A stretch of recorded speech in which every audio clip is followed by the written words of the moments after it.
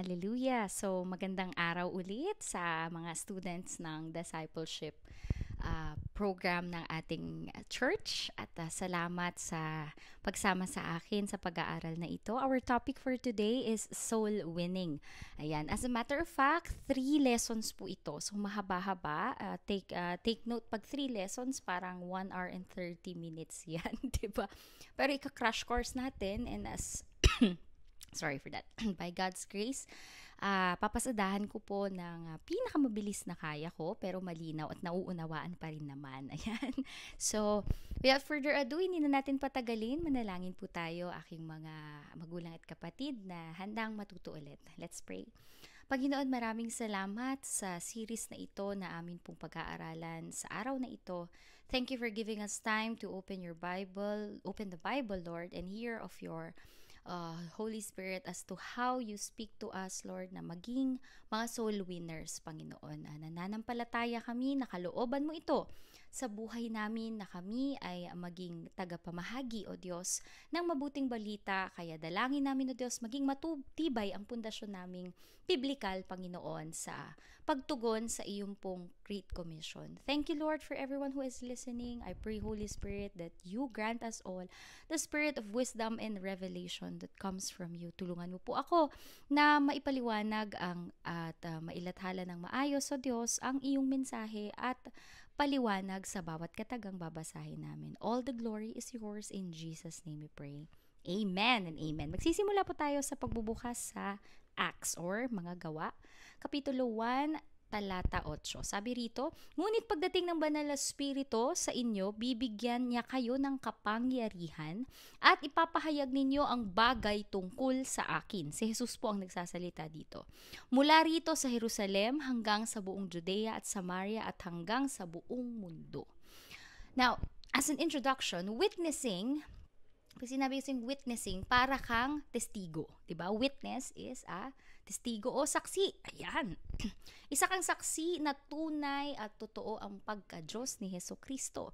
At kung papaano niya ibinigay o ginawa ang salvation na ito para sa lahat ng sangkatauhan. So witnessing is the heartbeat of Jesus Christ. And it should be the heartbeat of every believer. So kung talagang nakipagkaisa tayo kay Kristo, kung ano yung pintig ng kanyang puso, dapat yun din ang pinipintig ng ating mga puso.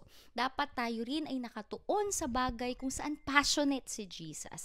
And that is winning souls. That is getting souls for the kingdom of God at kumbaga bawasan ang mga tao na papunta dapat sa impyerno. Dapat paramihin natin ang papunta sa langit at hindi ang papunta sa impyerno.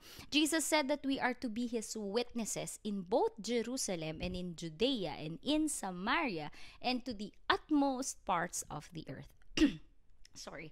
So, geographically speaking, ang sinasabi dito ni Jesus, maging testigo ka, maghayag ka ng iyong testimony kung gaano kabuti ang Diyos o anong ginawa ng Diyos para sa sangkatauhan mula sa pinakamalapit sa'yo, papalayo. So, some of the biblical scholars and pastors and teachers would tell us na simulan natin sa ating sariling household. Simulan natin sa mga taong araw-araw nating nakakahalubilo.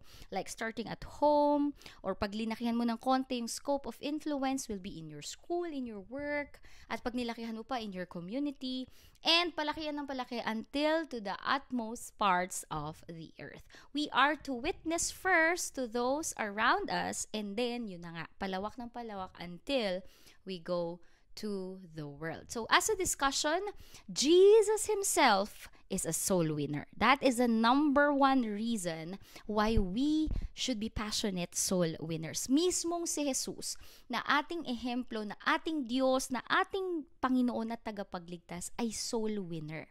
He came to save the sinners. In 1 Timothy chapter 1 verse 15, buksan niyo po ang Bible niyo kasama ko, sabi sa Tagalog, ito ang katotohanang dapat tanggapin at paniwalaan ng lahat, na parito si Kristo Jesus sa mundo para iligtas ang mga makasalanan at ako ang pinakamakasalanan sa lahat. Ito po yung mga sinulat ni Pablo na inacknowledge niya na siya din po ay kabilang sa mga makasalanan at Yun ang dahilan kung bakit naparito si Jesus, para iligtas ikaw at ako.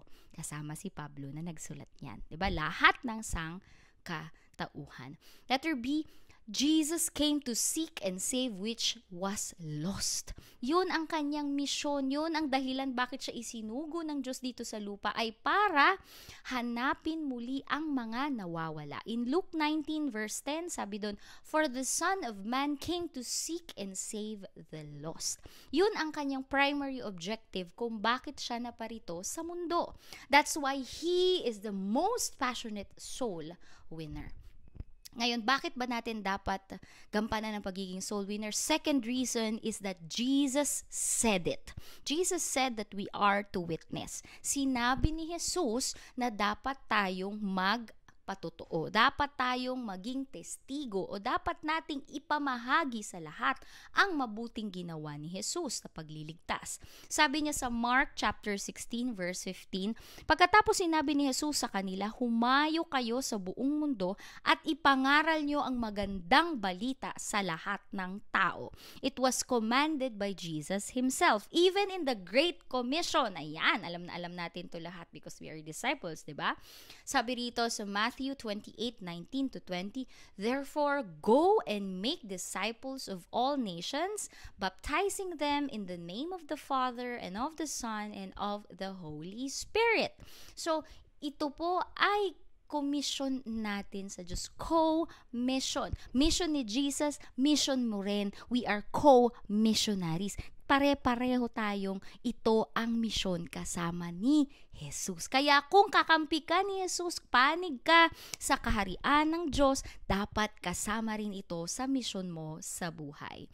In Luke 14:23, it tells us about a parable na mayroon daw isang piging o isang celebration at maraming inimbita. Ngunit yung mga inimbita nung nag-hold ng celebration ay hindi pumunta, nagkaroon ng maraming excuses.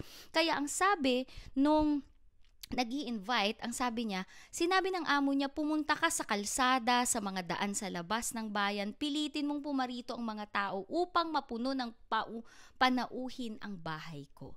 So, symbolically, yun sanang mga inimbita, yung mga nauna sana sa priority line, diba? O kaya sa mga invitation line sana sa party na ito. This symbolizes the Jews o yung mga una nang nakarinig at una nang naka-experience ng kabutihan ng Diyos. Walang iba kundi ang mga tao sa bayan sa Israel. Sad to say, most of them didn't pay attention to the coming of the Messiah. At sad to say as well, maraming nag-doubt at hindi naniwala ni Jesus ang sinugo ng Diyos upang iligtas ang sangkatauhan. Kaya naman narito na ang invitation para sa ating mga non-Jews o tinatawag na Gentiles. Tayong mga hindi Hudyo, bukas na ang imbitasyon sa atin na tayo ay makasama sa piging o selebrasyon ng kaharian ng Diyos dahil mayroon ng pagliligtas na ginawa si Jesus. You're invited. Kaya make sure nakasama ka sa magiging celebration natin sa langit. Hallelujah. Letter C. Okay, ano pa ba yung mga pruweba na tinawag tayo ni Jesus upang maging witness? Sabi sa James 1:22-25. Basahin natin. Nasa Tagalog ako. "Huwag lang kayong maging tagapakinig ng salita ng Diyos kung hindi sundin nyo ang sinasabi nito. Dahil kung dinadaya nyo lang ang sarili ninyo, kung nakikinig lang kayo sa salita pero hindi nyo naman tinutupad ang sinasabi nito. Katulad siya ng isang taong tumingin sa salamin na pagkatapos ay makita ang sarili ay umalis at agad na nakalimutan ng kanyang ayos. Ngunit ang taong nagsasaliksik, okay, tignan nyo nagsasaliksik at pangalawa, tumutupad. Ayan, sa kautusan ay ganap na napapalaya at hindi tagapakinig lamang na nakakalimot kaagad. Ito ang taong pagpapalain ng Diyos sa mga ginagawa niya. Hallelujah! So, nung nabasa natin sa mga naunang scriptures na inutos ni Jesus na tayo ay magpamahagi ng mabuting balita, dapat pala hindi lang basta natin ito binasa, ngunit maging paggawa o taga-sunod tayo ng mga sinabi ng salita ng Diyos. Sabi niya daw, ito daw po ang mga taong pagpapalain ng Diyos, yung number 1, nagsasaliksik at pangalawa, tumutupad. Yun. Ito pong discipleship series natin ay pagsasaliksik, 'di ba? Kinakalkal natin ang Bible, inaaral natin ang Bible, kung ano ang biblical basis ng ating mga ministry, ng ating tenets of faith, ng ating paninindigan bilang Kristiyano. Pinag-aaralan natin yun. Ito yung pagsasaliksik natin. Pero yung pagtupad ay ang ating paghakbang. Hallelujah! Ngayon, the third major thing that I want to share is the point that Jesus equipped us to be soul winners. Hindi lang dahil si Jesus ang unang soul winner, hindi lang dahil tinawag na tayo mag-soul win, pero in-equip na rin tayo ni Jesus para maging soul winner. In Matthew 4:19, ito po yung calling ng mga first apostles, yung mga apostle na nakasama niya nung siya ay nagmiministeryo dito sa lupa. Sinabi ni Jesus sa kanila, sumunod kayo sa akin at gagawin ko kayong mga mangingisda ng tao. Nauna muna yung pagsunod kay Jesus, pero after sumunod kay Jesus, ginawa daw sila o minold sila o transform sila ng Diyos upang mangisda ng tao. Anong ibig sabihin nun? Upang umimpluwensya pa sa mas maraming tao na sumunod din kay Jesus. Yan din po ang layunin ni Jesus sa bawat buhay natin. Hindi lang tayo basta tagapagsunod, ngunit tayo rin ay magiging mangingisda ng mga tao. That's why if you are a real disciple of Jesus Christ, nagdi-discipleship ka ngayon, pero dapat umusbong sa puso at pamumuhay mo ang layunin na impluwensyahan din ng iba na sumunod din kay Jesucristo. Letter B, yun ang binasa natin kanina sa Acts 1:8, we shall receive power. At ngayon nga na nandito na, nananahan ng banal na spirito sa buhay natin, ito na po yung power. Hallelujah.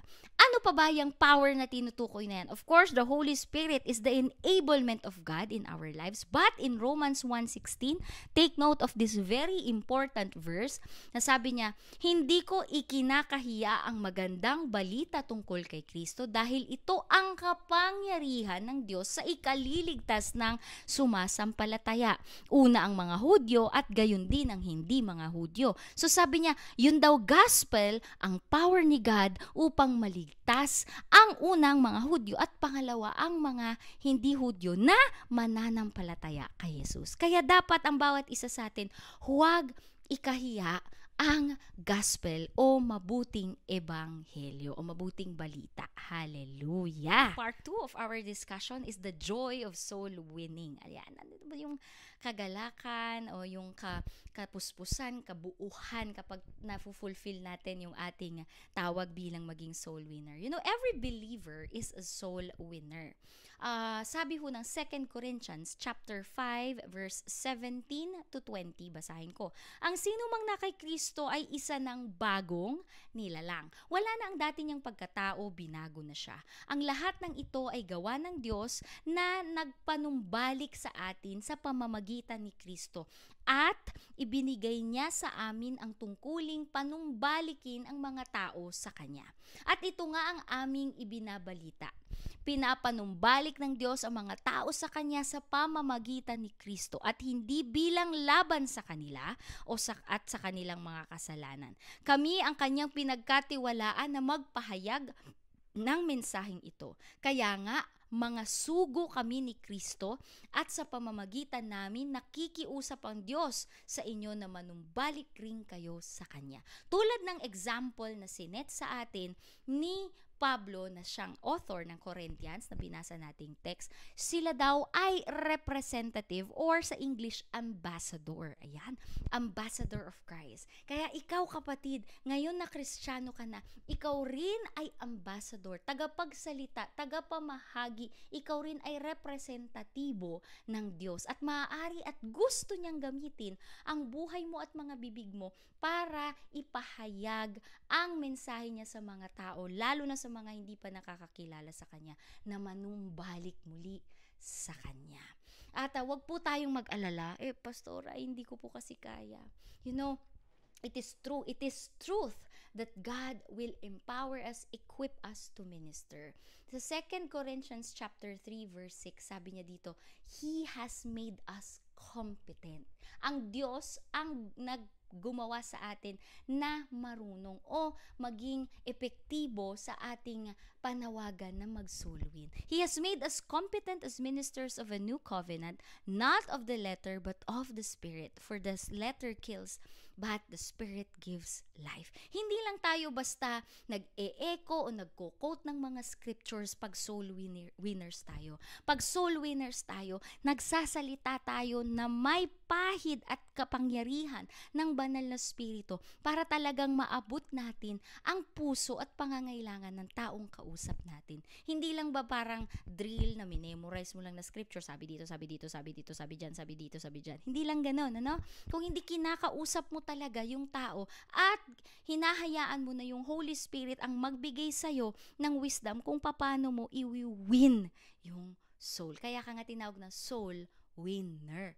Ba pag win, 'di ba, nanalo ka, ibig sabihin kung meron mang diskusyonan o meron mga pagtanggi o kaya pag-repel o pag-hesitate ng isang tao, na win mo siya, ibig sabihin ikaw ang nag-prevail sa usapan. Ibig sabihin na kumbinsi mo siya. Of course, not by your own galing, not by your own wisdom, but by the power of the Holy Spirit, who is the convictor and convincer of the hearts of people. So why should we go soul winning? Bakit ba kailangan mo nang humakbang? Bakit ba kailangan mo nang magsapatos, umalis at wag na magpainit ng upuan sa church? Bakit ba kailangan mo nang humayo? Bakit? Dahil in John 15:16, pinili ka na ng Diyos para maging mabunga. Ikaw na yun, pili ka na. You are already chosen. Sabi ng John 15:16, you did not choose me, but I chose you and appointed you that you might go and you might bear fruit, a fruit that will last, and so whatever you ask in my name, the Father will give you. In this context, ano yung fruit na yan? Yes, kasama dyan syempre yung fruit of the Spirit, pero kasama din sa fruit na yan ay yung bunga natin na mga kaluluwa na naimpluwensyahan natin na sumunod din kay Kristo. Hallelujah. Next, why should we go soul winning? Yung una, chosen and ordained kasi tayo. Pangalawa, we help them remove spiritual blindness.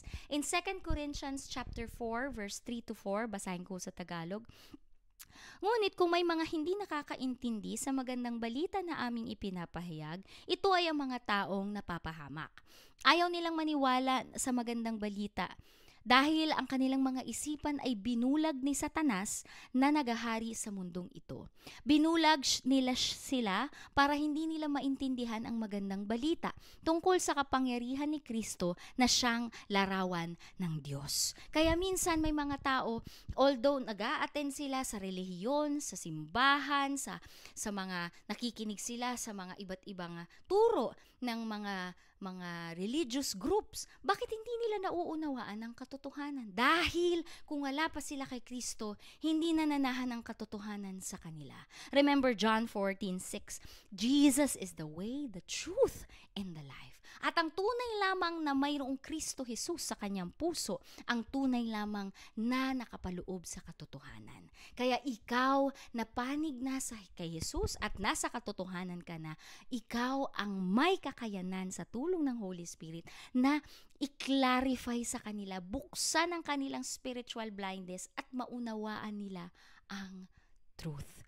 Kaya mahalaga na mag-soul win tayo. At pangatlo, ito po medyo mabigat-bigat. Bakit ba natin kailangan mag-soul win? Because we are held accountable. Mayroon daw po tayong pananagutan.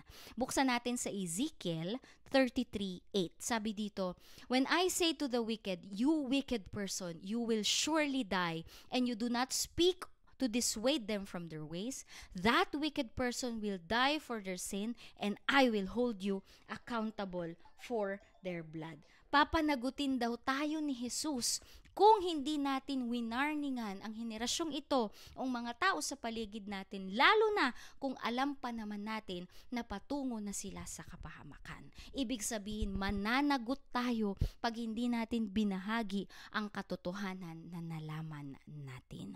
2 Corinthians 5:10 says, malakas ang aming loob at mas gusto pa nga naming iwan ang katawan na ito na aming tinatahanan ngayon upang manirahan sa piling ng Panginoon. Kaya Kung minsan, kahit daw mayroong mga persecution, kahit mayroong minsan tinatawanan ka o iniinsulto ka dahil sa iyong pananampalataya, yung in-example na sinet ng mga nauna sa atin, malakas pa rin daw ang kanilang loob.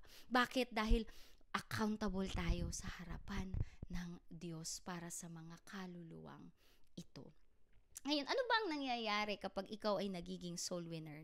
Number 3 po sa discussion natin ay, what happens to a soul winner? In Proverbs 11:30, kapag daw ang isang believer ay naging soul winner, hindi ka lang basta believer, ngunit nakaka-win ka na rin ng souls. Sabi dito, the fruit of the righteous is a tree of life, and the one who is wise wins souls, or one who is wise saves lives. Grabe, no? So, ibig sabihin, isa daw pruweba na nagkakaroon ka na ng wisdom sa buhay ay nakagigi ka ng soul winner, because the one who wins a soul is wise. Hallelujah.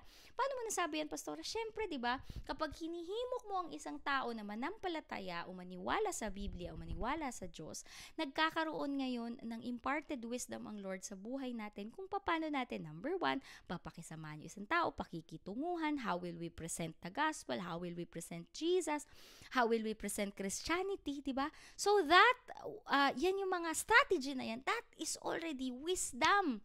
Halimbawa, paano mo sila huhulihin? Kunyari, ang interest niya is, for example, ang interest niya about art or music, paano mo ipapresent ngayon si Jesus sa interest niya? Diba?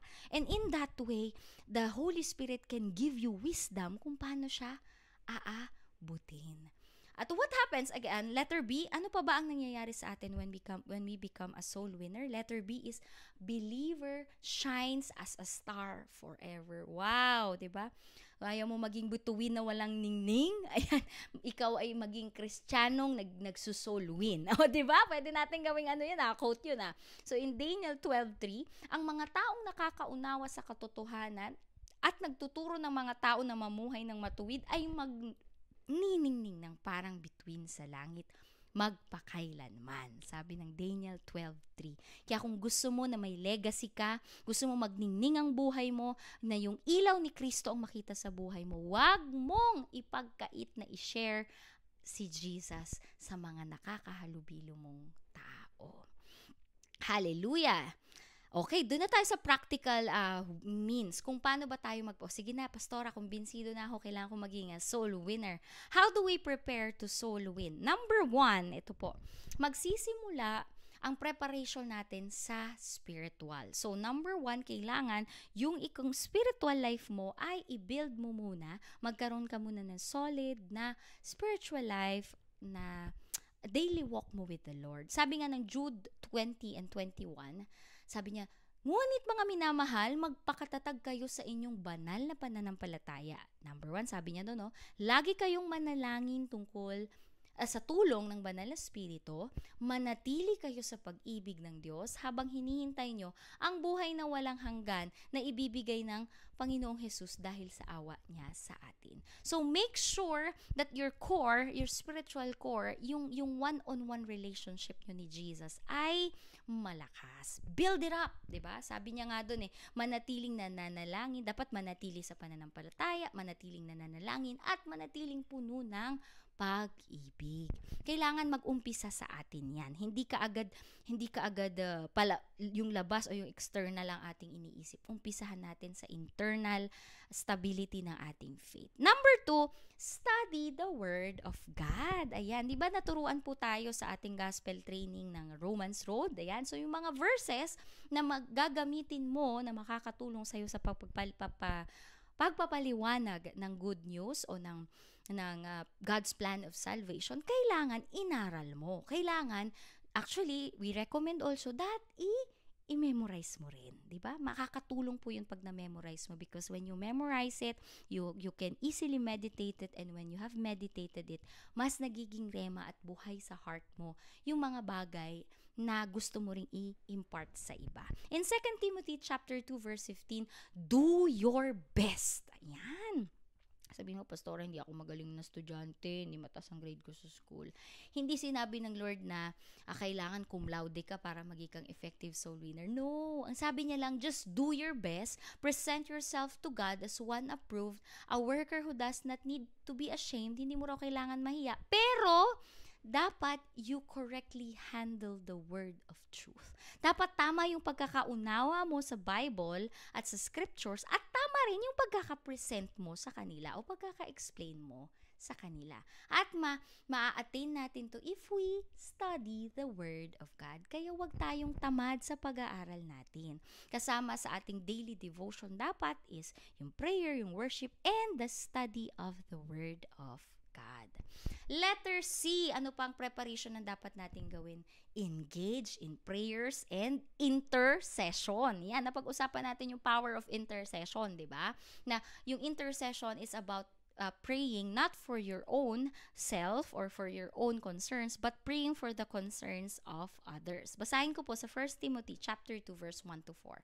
Sabi dito, I urge then, first of all, that petitions, prayers, intercession, and thanksgiving be made for all people, for kings and all those in authority, that we may live a peaceful and quiet lives in all godliness and holiness. This is good. It pleases God, our Savior, who wants all people to be saved and to come to the knowledge of truth. Ibig sabihin, kailangan daw, kung gusto nating lahat ng tao ay masave, simulan natin na ipag-intercede sila. Ipanalangin natin na maging bukas ang puso nila na tanggapin yung message na bit-bit-bit-bit natin. At the time na makikilala na natin sila o makakahalubilo natin sila o mamimit natin sila in person to present the gospel. Also, in Ephesians 6:18-19, sabi dito, manalangin kayo sa lahat ng oras sa tulong ng banal na spirito. Ipanalangin ninyo ang lahat ng dapat ipanalangin. Ayun, dapat daw we pray for all those needing prayer. Sabi doon, at huwag kayong maging pabaya. Patuloy kayong manalangin, lalo na para sa mga pinabanal. Ipanalangin nyo rin, ako na tuwing mangangaral ako, bigyan ako ng Diyos ng wastong pananalita para maipahayag ko ng buong tapang ang magandang balita na inilihim noon. So pag pinanalangin natin yung mga asyesyaran natin, kailangan kasama sa intercession, ipag-pray din natin yung mga maghahayag. Kung ikaw yun, naghumahayag ka, ipanalangin mo, Lord, gamitin mo mga bibig na ito na maging effective yung ipapangaral. O kung hindi man ikaw, ipag-pray mo yung mga missionaries, ipag-pray mo yung mga evangelists, ipag-pray mo yung mga humahayo na kapag sila ay naka-encounter ng tao, magiging malinaw yung kanilang pagkaka-explain o pagkakalathala ng mga katotohanan na hango sa Biblia towards the salvation of these people. Hallelujah. So that is the 3-step preparation. Una, yung build yourself up. Pangalawa, study the Word of God. And pangatlo, intercede. Ayan. So ngayon, ano naman yung plano natin? So, okay, sige, Pastora, tapos na ako mag-prepare. Ngayon, what's the plan? How do we do it? So una, pag may nakita ka na, introduce yourself. No? Pakilala ka. Kung ano sa tingin mo yung kailangan na ipakilala mo, halimbawa, good morning sister, o kaya good morning, ako pala si Joy, at taga dito din ako, kabayan din ako dito sa Hong Kong, ganyan. Kung nakikita mo na medyo asiwa siya sa'yo, kung ano ka ba, ano bang kailangan mo, pwede mo na ipaliwanag agad na ako po isang Christian missionary, wala akong hinihinging pera o donasyon, libre po ang mensahe na dala ko, at gusto ko lang pong magbahagi ng kabutihan ng Diyos at mapag-pray ang mga taong nakakausap ko. Yan po yung usually kong script o ginagamit ko dyan pag ako'y nag-evangelize sa labas. Maaari nyo rin pong gamitin. Kasi important yung mag-introduce ka ng sarili mo para umpisa pa lang, alam na nila yung motibo mo, bakit ka lumalapit sa kanila, di ba? So, ako talaga sinasabi ko na wala po itong bayad kasi sa dami ng mga nagsishare din ngayon na humihingi na mga donation o pera-pera, may nagiging allergic na rin dyan. So, ako, sinasabi ko yun in the first place. Pagkatapos nun, we engage, letter B, we engage in conversation so that I will have a background of their spiritual condition. Kasi yun yung letter B. Find out about their spiritual condition. So, minsan ako tinatanong ko, kayo po ba ay nagcha-church every Sunday? O kaya meron po ba kayong church na ina-attendan?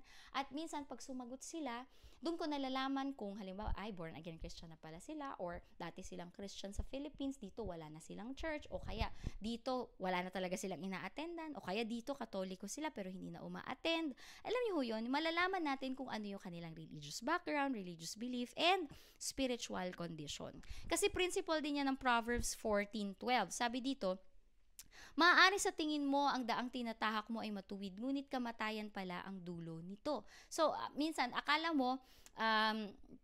akala mo okay siya, 'di ba? Pero pag nagsasalita siya, doon na-expose yung heart niya. Iba pa pala ang paninindigan niya sa faith niya. Iba pa pala ang tayo niya. Hindi niya pa pala kilala si Jesus. Okay? So habang nagsasalita siya, malalaman mo kung Jesus-centered, Bible-centered din ang kanyang pananaw. At pag hindi, maaari mo nang i-present yung ating gospel. Remember, John 6:47, sinasabi ko sa inyong totoo, ang sumasampalataya sa akin ay may buhay na walang hanggan. So make sure kung meron na silang religious stand, make sure na maipresent mo man lang that Jesus is the only way, the truth, and the life for us to be saved, diba? So, ayan, pwede mong tanungin sila in a conversational manner kung have they thought about where they will spend eternity, sigurado ba sila, kung sa heaven, bakit, at have they invited Jesus into their hearts. Yun. So, sa mga confident na sasagot na yes, so magkakaroon ka na ng wisdom na, siguro nakapag-pray na siya ng prayer of acceptance, or dati na siyang born again, or meron na siyang background sa gospel. So, ngayon, habang nakikipag-usap ka, hihingi ka rin ng wisdom kay Holy Spirit kung ano ba ang need nito. Kailangan lang ba itong ma-encourage para mag-attend ulit ng church? Kailangan ba nitong mapag-pray? Kailangan ba nitong ma-encourage ulit kasi nag-backslide siya? So, what is the spiritual condition nung kausap mo? Remember, regardless kung sila ay nakakilala na before o hindi, may dahilan pa rin ng Diyos bakit kayo nagkatagpo. It might be for encouragement. Yun pala, ikaw na lang ang gagamitin na para ma-encourage siya at maakay siya ulit pabalik. Mind you, ang dami pong backsliders. At minsan, kahit alam na nila ang gospel, tinanggap na nila si Jesus in their heart, pero hindi na lumayo sila sa kalooban ng Diyos. Minsan gagamitin rin ng Diyos ang mga soul winners to win them back to the kingdom of God. So, tanggapin po natin itong challenge na ito na mag-share. So, ito na, pag mag-share ka na ng gospel, dapat alam mo na yung mga scripture verses na bubuksan mo. So, remember the Romans Road? Hindi ko na po masyadong uulitin ang bahaging ito dahil tayo ay nagkaroon na ng training sa gospel training. Dadaanan ko na lang ng mabilis, but remember, ito po yung mga bagay na ipapaliwanag natin. That believing in Jesus Christ would give them eternal life. That salvation comes from believing and confessing. Nasa Romans 10:9 to 10 yan. And number 3, they must receive Jesus in their heart. Kailangan nilang tanggapin si Jesus. At in Revelation 3:20, if they receive Jesus Christ, pag binuksan nila ang puso nila, papasok daw si Jesus sa puso nila. Revelation 3:20 yan. And then, kapag nandun na kayo sa level of conversation na i-present mo ito, discern kung pwede mo siyang yayain sa prayer of acceptance. Kasi yung prayer of acceptance, pwede mo sabihin sa kanya na, pwede ba tayong mag-pray bago tayo umalis? Diba? Just to make sure that she really or he really received the Lord Jesus Christ. Sabi ng nasa biblical Bible din naman po ito sa 2 Corinthians chapter 6 verse 2. Sinabi ng Diyos, dininig kita sa tamang panahon at tinulungan kita sa araw ng kaligtasan. Kaya makinig kayo, ngayon na ang tamang panahon, ngayon na ang araw ng kaligtasan. So, while there are many views and many point of views sa street evangelism, yung iba ayaw nila na on the spot patanggapin. Kasi sabi nila, Pastora, pag mga ganyan, hindi naman talaga. Kumbaga mababaw yung kanilang pagkakaunawa, tapos bigla mo nang pinatanggap, para bang hinold up mo na lang sila.